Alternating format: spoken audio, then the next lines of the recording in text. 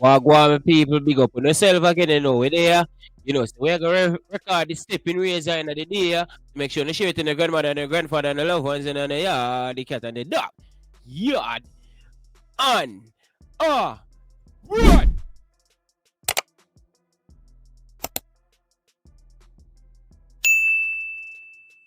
Was on the program with a couple several weeks ago, and he's back again. And good afternoon. Good afternoon, Musa. Can you hear me okay? Yeah, man. Remind the people about your name and all them something. Remind them who you be. My name is Roland Outley, and I'm from an organization called Justice for Windrush Generation. Okay. All right. I see you have about Sunday is Windrush Sunday. What is that? I never hear about it yet, but tell me what is Windrush Sunday. What is Windrush Sunday? Well, Sunday is, first of all, good afternoon, our greetings to that, wherever you are, listeners, wherever you are in the world. This Sunday, 22nd of June, is Windrush Day. Windrush Day because on the 22nd of June, 1948, was when one of the first ships to the UK carried individuals from the Commonwealth to Britain, rebuild Britain after the Second World War. Yeah. That ship was called Windrush. It's a German battleship that was seized by the British from the Germans during the Second World War and renamed after a village or a river in the UK. That because that ship was one of the first ships, because back then, as you know, Muta, people used to travel on ship. Yeah. Not on plane like you're doing, Muta. Right, so they used to travel on ship then. So because of that, the Windrush generation, those individuals who traveled from 1948 to 71 to the UK were called the Windrush generation. So Windrush Sunday, 22nd of June, and because 22nd of June, 1948, that initial trip, so to speak, though there are many other people from the Commonwealth that were in the UK long before 48. Yes, other ships and other individuals were there from 16th, 17th century and even before that, So how you going to celebrate it? How you going to celebrate it? Well, it's going to be quite a number of activities that will be held in the UK. Quite a number of activities will be held in the UK. But in terms of Jamaica, there's nothing fixed as such specific for that day. However, there will be events coming up later on in the year, in early August. 1st and the 2nd of August. The 1st of August, we will be at poolside at Harborview. And then the 2nd of August, and you would have heard this location before, Muta, we will be back again up in Rumble at Kynes Lawn in St. Thomas. And those 2 dates are significant. I know many individuals would rather this Sunday, the 22nd, with it being Windrush Day. However, as you know, we will be close to Jamaica's independence. It's that weekend. Jamaica again independent. It's independent. The 1st of August, Emancipation Day too. Right, exactly. So that is significant. And those, when Jamaica gained its independence, and other Commonwealth country, those individuals, though they were born as British motor, after Jamaica gained independence in 62, those individuals, those Jamaicans who were British prior to independence, wherever you are in the world, would have lost your independence. Sorry, would have lost your British citizenship. Okay? So in order to retain or reinstate that British citizenship, you would have to go through a process, i.e. to naturalize if you were in the UK to gain back your British citizenship, so to speak.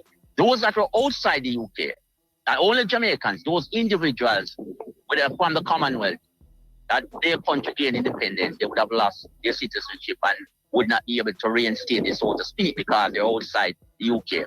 So with all that said, Muta, 1st and the 2nd of August are significant dates, and those individuals that are interested to hear more about the Windrush generation and hear more about the Windrush compensation schemes, both the status scheme and the compensation scheme, 1st of August, poolside Harborview, 2nd of August, Kynesland, Rumble District, St. Thomas. At Kynesland, we'll be hosting an event. It's called Windrush in Session. Windrush in Session starts at 12 noon, from 12 noon until 8 p.m. That is the fun day element of it, Muta. From 10 a.m. till the early hours of the morning, we'll have Windrush in Session extended. That we're going to have a live band, a number of artists will be there, music, and the Great Bodyguard sound system will be there as well. So that's all right. So what is it? What is it that will happen in these 2 days that will be able to sensitize the people about Windrush? Apart from the music right, and the dancing and the party and everything, what is it that is happening that those who want to know about Windrush can come? Right. So in terms of the compensation scheme, that's very important. There's a lot of misunderstanding about the compensation scheme. A lot of people assume that it's only those people that are in the UK can apply to the scheme. So what we'll do, if anyone, those that are interested in hearing more about the compensation scheme, I will be talking to them in detail, in a presentation in detail about eligibility and entitlement. Eligibility is who can apply to the scheme, Muta. Entitlement is entitlement is what was done to you, what happened to you, what was done to you by the Home Office in the UK, the British Home Office, that would cause you to be entitled to compensation. So I'll be going into the intricacies and the details of the scheme that people can have a better understanding. Another assumption, Muta, that is made that those people that were entitled to compensation and have now passed on are deceased, that compensation, so to speak, is dead and gone, Muta. That certainly is not the case. Because if your grandmother, Muta, was entitled to compensation and she has passed on, the next the executor of the estate, your grandma's estate, or the next of kin can make that claim. There's a protest and a protocol, obviously. So those are the things that I'll be going into, Muta. In addition to that, Muta, I will also be explaining and giving detailed information about the returning resident visa, Muta. As those individuals who travel say up there in the 60s, 70s, and 80s, some of them went to the UK, lived there for 6, 7 years, 10 years, 15 years, and returned to the country where they came up from. Or many of them even traveled to the USA and Canada. Those individuals, by default, in most cases, would have had indefinite leave to remain. However, meaning indefinite leave to remain, it means exactly what it says on the tin. You live there as long as you want. However, as a consequence of them leaving the UK and staying outside the UK for 2 years or more, they would have lost the indefinite leave to remain. Now, those individuals that applies to can now apply for what is called a returning resident visa to go back out. Yeah. So those are the things that are going on. Hold on there. And you have ones already who get that kind of visa to go back to England? Or something new? Very poignant question. Yes, we moved all over that question. Yes, definitely. The Windrush schemes were launched in 2019, and quite a number of individuals have used the scheme to facilitate just that, apply and return to the UK and continue living, picked up from where they left off, so to speak. Obviously, there will be some struggles along the way when they return. One particular gentleman, and he was in the news, a few days ago, Mr. Winston Knight. Mr. Winston Knight went there, was born in Jamaica, went there before he got to the age of 18 years old. And for some reason, the UK government chose to deport him around 2013, 2014. And Mr. Knight was out here for a number of years in Jamaica from 2013 until the 12th of June, a few days ago, where the Home Office had to admit that they were wrong, accommodate Mr. Knight in a hotel and accommodation here as far as flew him back to the UK, and Mr. Knight is now back in the UK, and there are a couple others as well that over the past 3 to 4 weeks where they have the same characteristics, so to speak, in terms of their experience and the chronology of events, and they had to take them back to the UK. So what them usually deport first? What them usually deport? Like the bridge we are talking about. What was he deported for? Yeah. Why I'm them deported? in generality. I'm not going to speak specifically about this case, but I'm going to speak in general. In many cases, I know about individuals, sometimes they might get caught with a split or make a wrong turn, a right turn when they should make a left turn. Metaphorically speaking. Or have speed. Yeah, metaphorically and literally, but they were deported. They should not have been, because as far as the scheme is concerned, and many are concerned, is that those individuals were British. They were born in Jamaica, yes. But Muta, as I've said previously before, if they had gone to the UK and win the Olympic or going win some football medals like the great Johnny Barnes and so on, and many other Jamaicans, they would not say they are Jamaicans, because culturally and the surroundings, the environment that they grew up, made them British. So therefore, when there's something negative aligned with the name, why should they be classed? Why should they be classed as Jamaican? And we are saying they should, dismiss their Jamaican culture and heritage. That's not what we're saying. You get what I'm saying, Muta? So those individuals, many individuals saw over the years, Muta, over the past few years, 3 to 4, 5 years, and before that is deported back to Jamaica. Many individuals assume, Muta, that they have done something wrong. You understand? Yeah.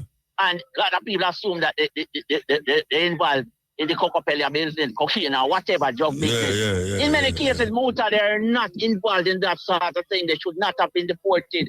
Many of those individuals, what I'm saying to those individuals now, step forward, engage, find out about the scheme. What the scheme hold on. Yeah. All right. Yeah, but only for one we're really getting deported out China. Yeah. Them get deported under the Windrush umbrella.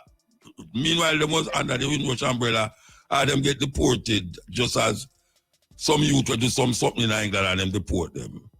Can you be deported? Yeah. Yeah. You talk about the Windrush ones, them who is dead there and get deported in terms of being citizen of British. Yeah. To answer that, to answer that question is entirety, Muta, I'll go back a little bit. Because the assumption is made again in many cases, Muta, that the Windrush generation are just some people who go there on the ship and so on. It's not only them, it's them and beyond that. Okay, the scheme is far. They and their descendants. So you'll find many individuals that even went up there probably in the early 80s and even later than that would still be under the Windrush umbrella as a scheme and were deported and should not have been deported, Muta. All right. Even if them do a criminal activity. Yes, even if they have done a criminal activity. But I'm not going to go into the intricacies and details of that because I don't want to mislead anyone. But I say, even if they have done a criminal activity, not in all cases, but in many cases, if not most cases, Muta. So if they have done a criminal activity, but me I try to get the things straight. I don't know why you just jump over everything, man. All right. No, I'm not jump over it. All right. A Windrush father, old man, right? Yes. Yeah. Him have a youth, and him come back at Jamaica. The father come back at Jamaica, but him youth up there, and him youth have a next youth, and the next youth they know do something in England. And them deport him. Yeah. Him can't get status to go back there as a British person. All right. Under the Windrush argument. The two youths we are talking about, the son and the grandson, them born in England? Yeah. All right. Yeah, them born in England. They should be able to get, they're born in England. Yes, they should be able to get status to go back up here. And even, depending on the situation, if you were not born in England, depends on when and where from, and a number of other things, they can still get status to go back to England. I remember I said those that went up here before they got to the age of 18 years old can apply to the scheme to return there if they're deported. Because one of the things in the scheme, Muta, is this: if your parent or grandparent came from a Commonwealth country, that Commonwealth connection, that's what you need to understand. You can apply to the scheme, depend on the circumstances. But there are many elements to it, Muta.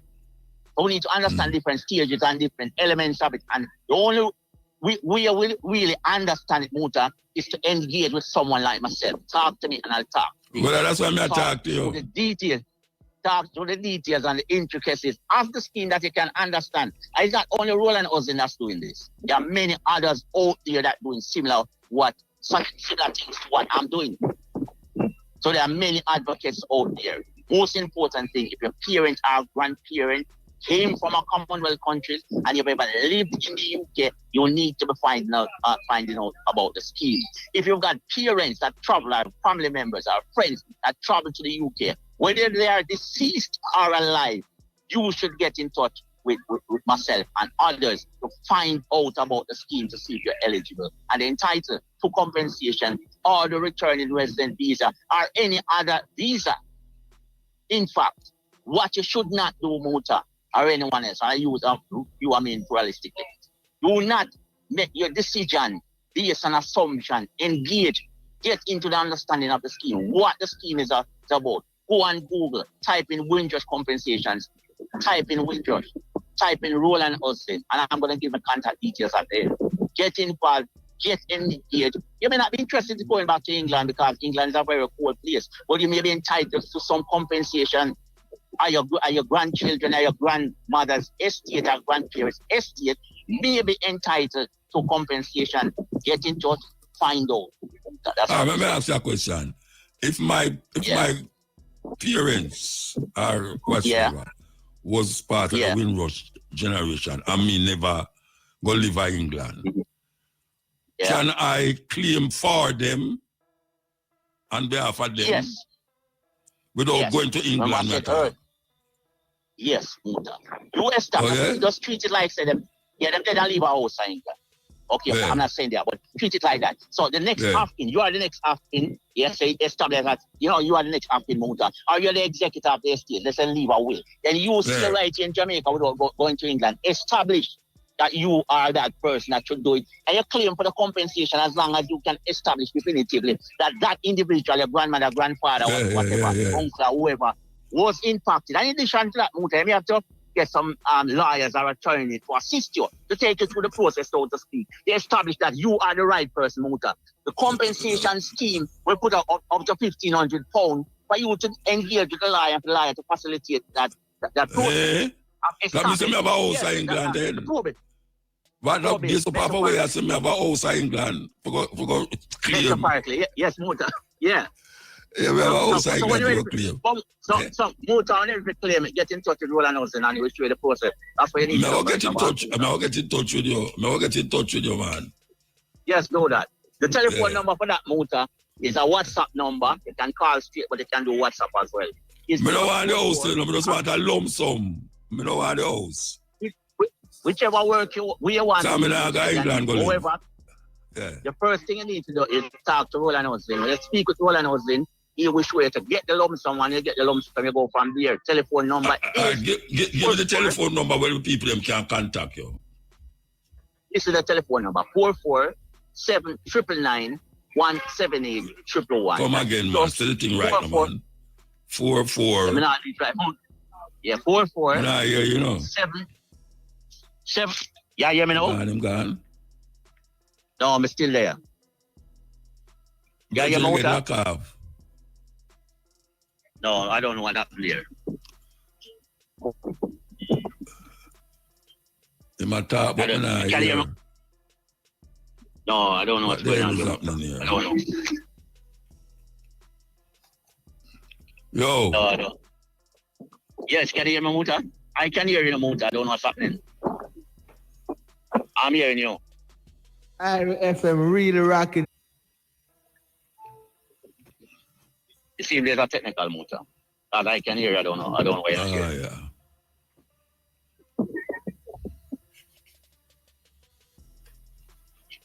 Wait, I have to go figure out where I go on. Hear me? Nobody now hear me down there. Oh, me hear you now. Oh, I know my line up down there. Me hear you now. Him still there? Well, as me go defend my lump sum, him come in back, brethren. Boy, I'm a lump sum, yeah. As me go talk about my lump sum, no phone number, him gone, him get locked off. Some guy no want me get me lump sum. Alright, I could see if you can play a tune that they come forward. You like give me a number. Okay. Nah, you're Yeah. properly, you know. Yeah, you hear me? Yeah, you can't give me the number. Yes, I can give the number. No, it's plus 79999. Wait, no, hold on, man. Plus 799. Yeah? Plus 4 7 9 1 1 1. That is 4 7. I hear the word them, you know. I hear the word them, believe you me. You think now work properly now, brethren? Yeah, text the number now, text the number. But I can't hear him. So you can't do the interview if I not hear him.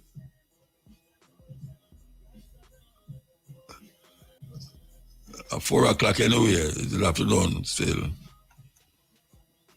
We have to go about this. Well, it's supposed to done by now still. We give thanks to the brethren. Step up to the plate and I really want a text number there. Yeah, I want a text number. Yes. Cause me no go to England more than when I go do something. But I have family who dead up there. Yeah, I have family who dead up there. And left house and all them something there. All right. So we're gonna move on. You know, we have the People's Court line up here. We have a lawyer here. I go to the lawyer name. I actually name Kimberly Dobson. Kimberly Dobson. We'll talk to her. Oh, you get lawyer. Okay.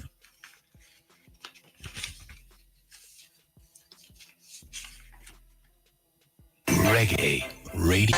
The People's Court.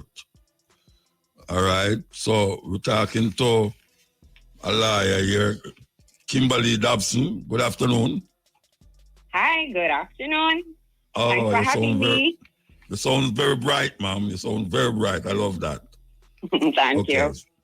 All right. So we're talking about marriage and divorce and all these things. And I was told that you're the right one to talk to about these things, that you can give the people them, well, we're talking about not in court terms, but in normal people terms like me.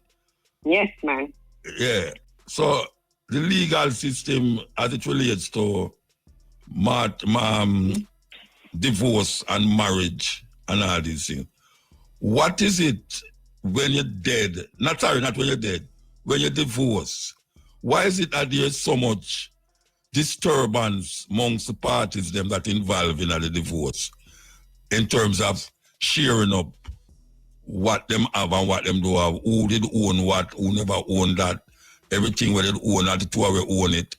Explain to the people them. What is that? Well, why you ask that question? Why things get so bad sometimes? When love is lost, any card can play, basically. So, the law is in place to assist persons with their disputes when it comes to dealing with assets of the marriage when you're getting divorced. I mean, it was always good if parties can talk amongst each other from like an objective, nice, calm place. Because when you go to court, you don't always get the decision that you want or the outcome that you would want. Yeah. All right, no, go on. Well, I was going to go ahead now and talk about what the court uses or considers when it is dividing up property. And that, yes, it's a law called the Property Rights of Spouses Act, which deals with it. So that steps in whenever parties can't agree amongst themselves. You wanted to go ahead and ask me something? No, yes. So All right, if you in a marriage where the two want to buy a piece of land and the two broke up now, how that go? Or who get the land and how you divide up that? It all depends. So what is this land? Because the act deals with family home different from the other things you may own in the marriage. So if this land is like a piece of land that where the matrimonial home is, what the law calls a family home, then the law provides that it is 50-50. But you can fight that. If it is, you can show the court that it is unfair or unjust that this person should be entitled to an equal share based on how we buy the property or what we had agreed. Some things that persons that use a lot is that the marriage was of a short duration, or the property was inherited through a family member before they met their spouse, or they owned the place before. So it all depends. But let's say it's not family land. Let's say it's not the place where you live ordinarily every day as your matrimonial home. Yeah. Then the court will divide it depending on the circumstance. So it's not equal 50-50 in that instance. Explain the circumstance. Explain this because the two of them, remember me the two of them buy the land, you know. Oh, right? both And the two of them it depends the papers that is Mr. and Mrs. whatsoever depend it. And now them divorce. But if it's family, so let's... No, it's not family land, it's not family land. It's other land now, right? Yeah. Okay, so when it comes to other land now, the court look at many things. Well, I shouldn't say many, but a lot of things. So they will consider contribution, both financial and non-financial. It will consider how long the parties were married, if there was some agreement at the time when they were buying the land between themselves, how it would go. You know, probably their conduct towards the property, who took care of it, who did what. If it is, and as I said, they talk about contribution, both financial and non-financial. So non-financial contribution can look like a spouse giving assistance to the other person in terms of like helping them in their business so that they can make more money for the benefit of the family. If they took care of the house and the child so that the other spouse could focus on other things for the benefit of the family. Maybe the woman would have given up like her career to focus on the house and the child so that her husband can go out and make the money for the family. So the court will look at that. All of those factors or any other thing that you can put to the court to say, no, judge, it's fair or unjust that while the two of our name on it, he or she shouldn't get equal share as me because I did more. So it all depends on the circumstance. So you pay for the house. Well, what them call it? You lease, you go and you pay every month. What them call it? Mortgage. Your mortgage. Mm-hmm. Yeah, you pay a mortgage every month for about 20 years. And when you don't pay the mortgage now, are you pay the mortgage by yourself? Or she pay the mortgage by herself? And now them divorce now. The judge are going to take into consideration what? That I did stay home and look after the house, what she pay the whole of the mortgage, almost $1 million for the mortgage. So yes, so the court will still look at that. Because the court doesn't believe that money is more or is on a higher level than your non-financial contribution. So it will equate both physical services, domestic services, yes, as financial contribution. Domestic services to who? Who shall? So the house, for the benefit of the family. In the house, you cook, you clean, you take care of the child, you make sure your spouse is okay to go into the world to make money for the benefit of the family, all of that. So the court just trying to be fair. It will always try to be fair to both parts, to the parties before it. So, all right. So want to win, because this is something. Want to win, one of the partner them have somebody outside. But yet still them look after the house same way. And them pay the mortgage same way, but them have somebody outside. Doesn't matter. The court doesn't look at fault. So when you're getting divorced, Jamaica doesn't operate on a fault basis when it comes to divorce. All you need to show to the court is there's just been a breakdown of the marriage we've been separated for 1 year or more, and we're just not going there back. We can't there back. It's just not going to happen. And you apply for your divorce. So the court wouldn't hold it against a spouse to say, well, you're cheating on your wife, so you should get less interest. No, if that's really what you're asking me. Yeah, that may ask you. No. Jamaica doesn't work on fault divorce. What do you call it? Fault. Fault I believe divorce. America has that system where it's fault, meaning you cause the breakdown of the marriage, so you should be penalized. Okay. Jamaica doesn't operate on that. You just need to show that we've been separated for 1 year and it's broken down so badly that we cannot be back together. They call it irreconcilable differences. All right. So what to them call prenup thing now when people sign the prenup arrangements? Oh, that prenup. Yeah. So prenup is basically people that are Jamaica. Really, people that are Jamaica. Some people do it. Some people do it. Some people don't.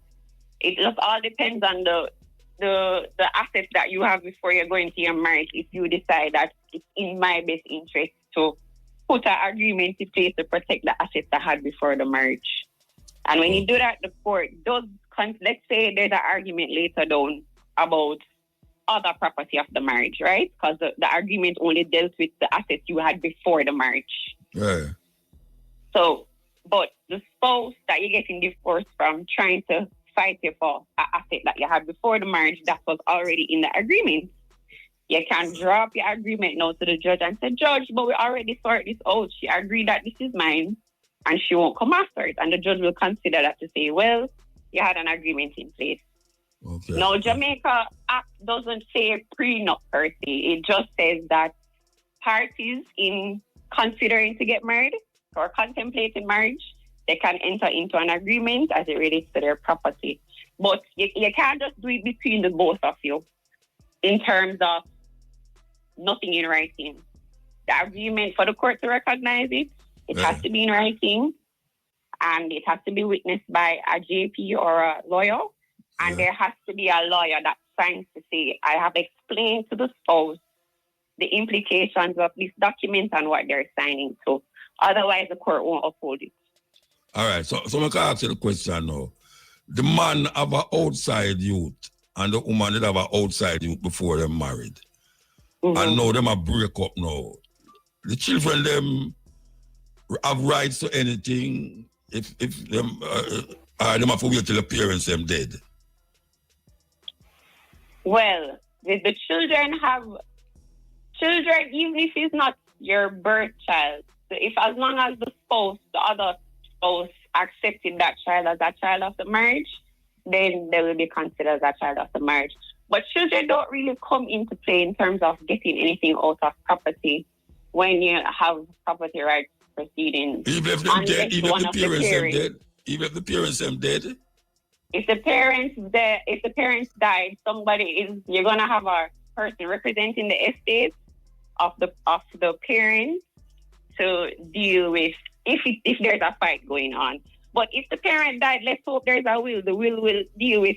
No, but Jamaican people, look at Jamaican people have no will about the place, you know.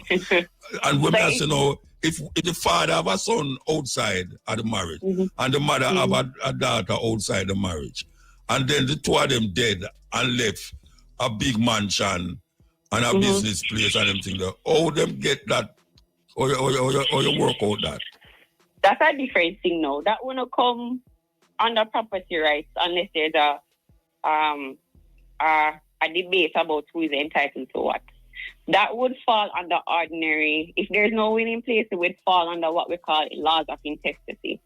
So intestacy would say, well, no will is in place, so the law determines how any asset of a deceased should be shared. How them decided? Well, I don't know what the legislator used to decide it, but him write it down. He write it down. So, under intestacy, if there's no spouse alive, then the child or children would inherit what the parent left behind. Yeah, no, I know them would inherit it, but why not go say him are the older one, or the other one I was say him are the younger one, and one I was say me not have no house. And that is where family broke down now. That is where you hear man a chop up people for family dead left and all them something. Dead left, right, yeah, man. That's something different from property that you're trying to share up during a divorce. Okay. That would more be just like you're bringing somebody to court for the court to determine who has the right to own this piece of property, which would be a different set of principles applied to it. Well, that's why I'm going to ask now, what is the logics that govern that? When the two people them now reach a stage where mama dead, father dead, left the house, and now who are going to decide what is what and what is not? How them decide that? The laws of intestacy would decide who gets what. But wait, the laws of what? The laws of intestacy. So that's what comes into play if somebody dies and no will is left. So the law will say who gets what.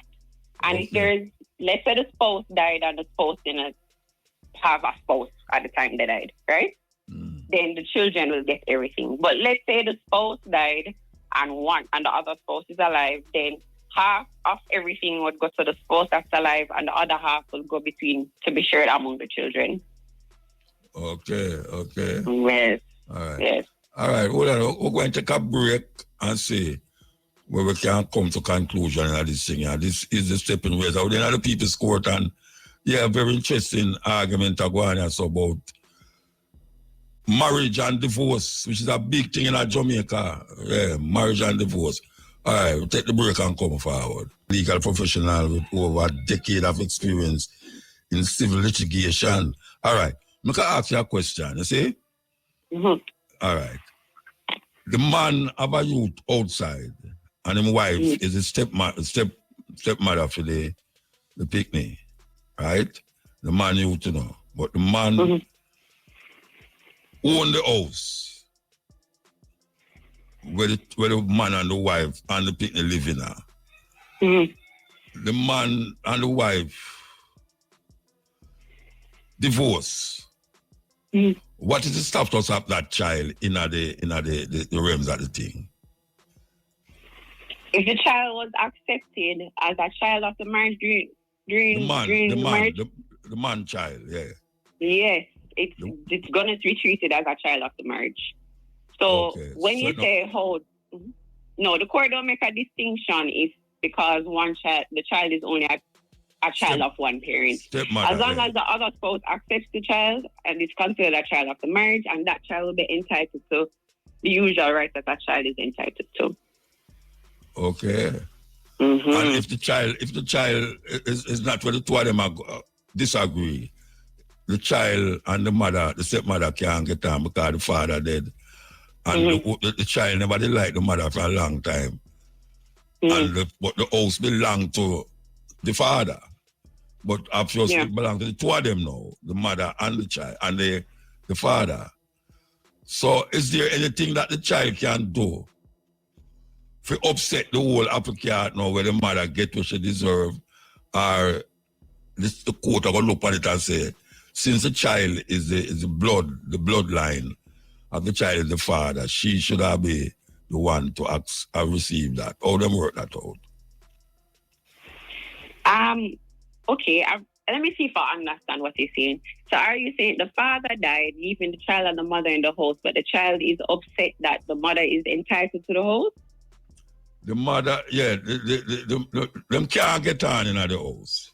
The wife is the stepmother, of the child. Right. And them can't get on in the house. What can the mother or the child do to alleviate the problem? Because she now give up the house, the child now left the house, but them can't live together. What is the outcome of that? How them work out the house part of it? Well, the child has no right to the house. It's not the child's house. It depends who is on the title. Whose name is on the title? Who the title? The father is on the title and the mother is on the title. The child is a child. The child should stay in a child's place. If the child is under 18, they just have to stay there and deal with the situation. But let's say it's a thing where the child is over 18 and they believe that for some reason the mother should not be entitled to this property.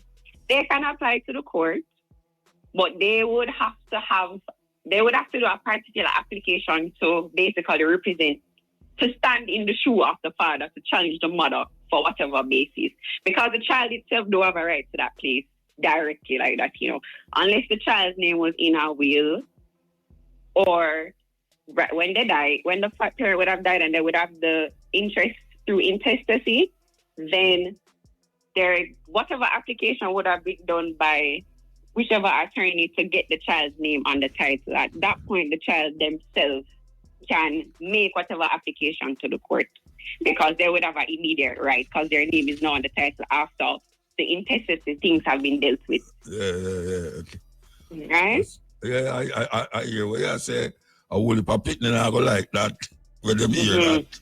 Because them feel Right. for them father.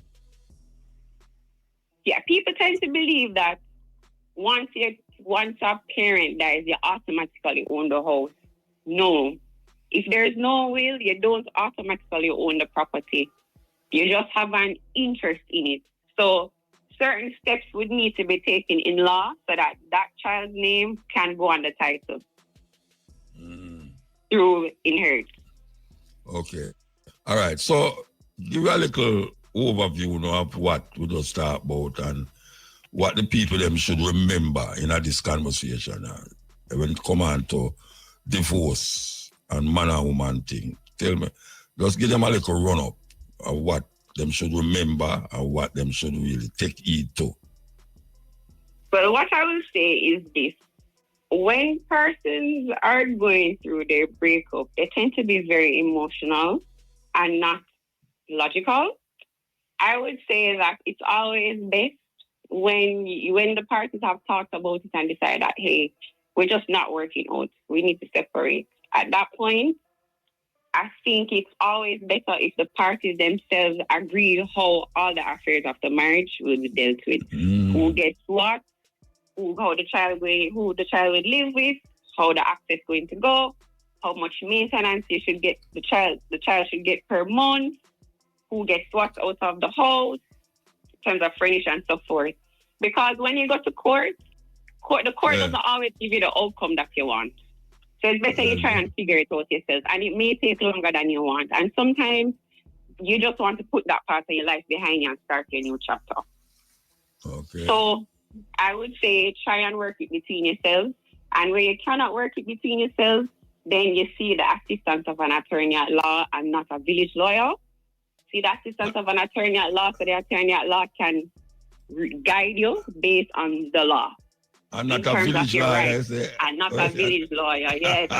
Yes. You know how that goes. I know what the problem. Especially if they've been like the man or the woman from a long time. Right. You just never know who you're listening to, Yeah, so it's better you go to the professional. Go to the professional, let the professional guide you. So you still practice this thing, and suppose somebody will listen to you and say, well, we really want to contact the lawyer there, or we can't do it, or you just prefer to just keep yourself off of the year. How it go? No, man, they can contact me. And they can email me. My email address is KIMBERLEEDOBSONLAW@gmail.com.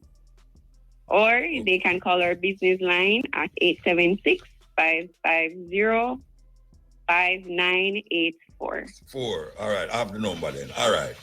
Well, give thanks. It was a helpful thing. I was picturing some whole heap of conversation where I have with people about this thing, and it really helped to really reason about it more in depth, listening to you, So give thanks for that. Yes.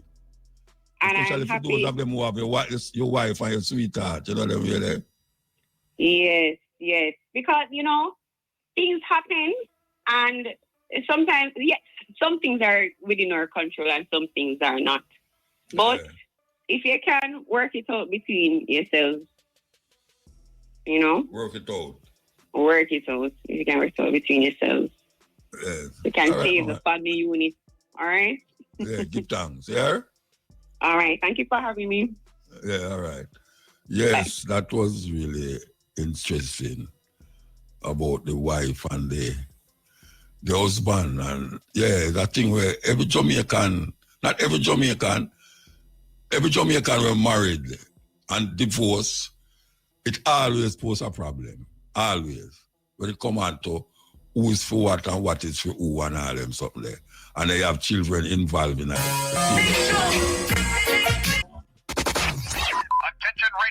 A last-minute cancellation by a language interpreter may have been one of the reasons why reggae singer Jakir was remanded in custody when he appeared in a Netherlands court yesterday. The court-hired interpreter was unable to attend a substantive hearing in the singer's case at the last minute yesterday. The substantive hearing was scheduled, but because the interpreter was unable to attend, the case has been adjourned. The case has been rescheduled for October 9 at 2 p.m. According to sources, until then, Jakir will remain in custody. The substantive hearing on June 18 had been convened to determine whether Dutch prosecutors could pursue the reggae singer on an attempted murder charge. Over the past few months, a Netherlands investigative judge had been hearing witnesses as Dutch prosecutors pressed their appeal against the acquittal of the unconditional love singer's attempted murder charge in the initial trial. Only hearings were there is the application for the judicial mind to a resolution of the dispute, and they are classified as substantive. Jakir, whose real name is Secretary Alcott, has been in pre-trial detention in Amsterdam while awaiting the handling of the prosecutor's appeal of his 2022 conviction. Mr. Alcott was convicted to a 6-year sentence in March 2022 for attempted manslaughter, but he was acquitted of the attempted murder charge. Jakir's lawyers has also appealed the attempted manslaughter conviction. Cure was convicted after he stabbed a Dutch concert promoter known as Ricardo Papa Blake over unpaid performance fees in October 2021. In other news, President Donald Trump is expected to sign an executive order granting TikTok a third extension to avoid a U.S. ban, giving Chinese parent company ByteDance another 90 days to finalize a sale to an American owner. The ban was set to take effect today, June 19. Trump was publicly softened his stance on the app. He told reporters, "I like TikTok. We probably will save TikTok actually," even joking about his recent popularity on the platform. The extension provides temporary relief of TikTok's 170 million American users and companies like Apple and Google, which would have been forced to remove the app from their platforms. White House Press Secretary Caroline Leavitt confirmed on June 17 that the administration is actively working to secure a deal that ensures U.S. users their data will remain safe and secure. She emphasized that the president does not want TikTok to go dark. This marks the third day of the banning of the app. The initial deadline followed legislation signed in April 2024 by former President Joe Biden, which ordered ByteDance to sell TikTok over concerns about national security and foreign influence. With the new extension and no prospective buy in sight, critics are now debating that the extensions could go on for a long time because China does not want to sell. Many Americans lashed out at the possibility of shutting the app down. In other news, a fundraising jam session will be held today, Thursday, June 19, in aid of folk singer Della Manley's recovery.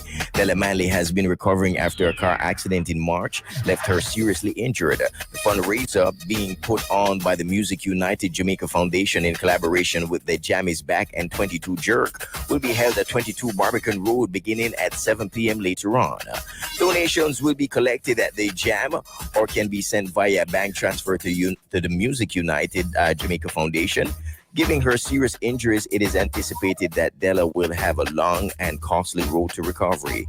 A fundraiser dubbed Musicians for Della, featuring many of the musicians she has worked with over the years, was previously held on May 15 in aid of her recovery. But of course, later on, make sure you head over there to 22 Barbican Road. On the international scene, Wendy Williams is dragging her ex-husband for filing a lawsuit over her guardianship on her behalf. She says she wasn't involved and didn't know about it, but says it's no surprise given his money-grabbing history. The former talk show host called into TMZ on Thursday, that's today, and told Harvey Levin she has nothing to do with the $250 million lawsuit Kevin Hunter filed this week in New York. Wendy says Kevin is just making a desperate money grab, and she has no clue how her name ended up next to his as a plaintiff on the federal lawsuit. The lawsuit seeks $250 million in damages, orders the release of Wendy from involuntary confinement, and calls for Sabrina Morrissey to terminate as guardian for Wendy. Wendy and Kevin were married for 21 years before a nasty divorce in 2020. Celebs celebrating their birthdays today. This, trying to reclaim your name. Yeah, trying to reclaim name, African names. So here we go now. We have Dalila, Dalila, Dalila, Dalila, means gentleness is her soul. Gentleness is her soul. Bimkubwa, Kamara, C-A-M-A-R-A, Kamara. Kamara means one who teaches from experience. One who teaches from experience. Bimkubawa. All right, I'm going to spell it right. Bimkubwa. B-I-M-K-U-B-W-A. Bimkubawa. A great lady. And Ishe, E-S-H-E, Ishe means life. So that's Dalila, D-A-L-I-L-A, Dalila means gentleness is her soul. Bimkubawa, B-I-M-K-U-B-W-A, Bimkubawa means a great lady. Kamara, C-A-M-A-R-A, means one who teaches from experience. And Ishe, E-S-H-E, means life. Male names. Imiche, E-M-E-C-H-E, Imiche. Imiche means one who acts wisely. Faiza, F-A-I-Z-A. Faiza means victorious. Ghanaiya, G-H-A-N-I-Y-A. Ghanaiya means rich. And Adiya, H-A-D-I-Y-A. Adiya means gift.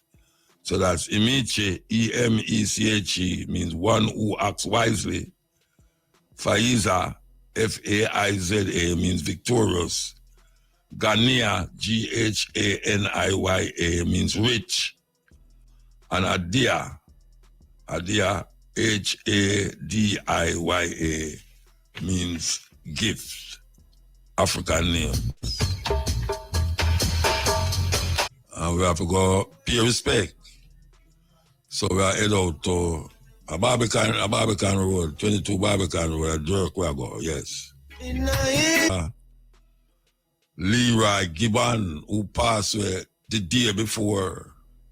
Leroy Gibbon is one of the artists them who take any foreign tune and put on any reggae or dancehall rhythm. Yes, not many artists can do that and don't go out of key or sound weird. So we'll feature Leroy Gibbons. Yes, here we go. I'll give everything, you know. I want to give thanks to Shane Clark. Yes, we will be One Uptown TV. Yo, enough there, me I represent. Bang. Being representing a man for Uptown TV.